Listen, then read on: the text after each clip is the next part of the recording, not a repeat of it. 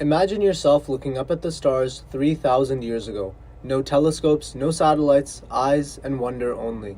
This is where astronomy began, as humanity's first science born of curiosity. Astronomy as a word was derived from the Greek root astron for star, as well as nomos for arrangement or law.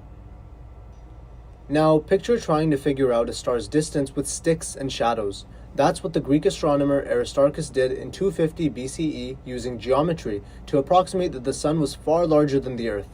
His groundbreaking idea? Maybe Earth wasn't the center of everything.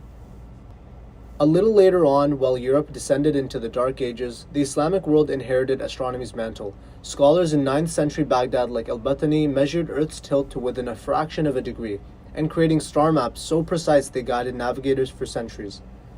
But perhaps no one changed how we see the universe quite like Ibn al-Haytham. His revolutionary book of optics didn't just study light, it invented the scientific method itself. Yeah, I'll let that sink in.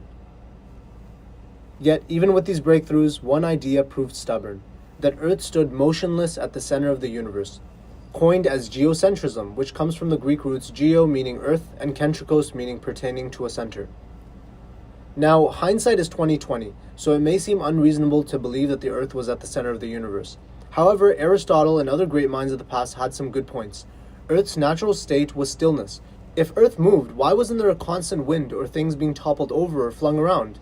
Moreover, objects on Earth like rocks fall down towards Earth, while elements such as fire and smoke rise up. We could assume if this is the case, then Earth as solid ground would be at the bottom of everything, and the lighter elements rising up would explain why the stars and moons seem fixed above us.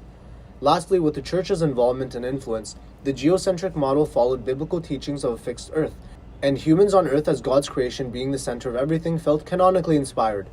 For 1400 years, Ptolemy's geocentric model was astronomy's official truth, but the math never quite worked, until a Polish cleric named Copernicus challenged it. In 1543, his radical claim that Earth orbits the Sun ignited a scientific revolution. When Galileo turned his telescope to Jupiter in 1610 and saw a moon circling another world, the evidence was undeniable. The Church threatened him with torture, but the truth couldn't be unlearned. We lived in a universe far grander and far more perfect than we gave credit. Today, we've taken pictures of black holes, we've discovered thousands of planets orbiting other stars, and heck, we've even flown a helicopter on Mars.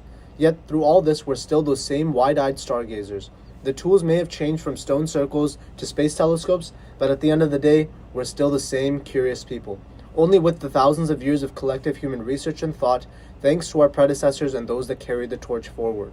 Astronomy isn't just for experts. Sometimes all it takes is to look up at the sky, appreciate its beauty, and question where everything came from and where it's going.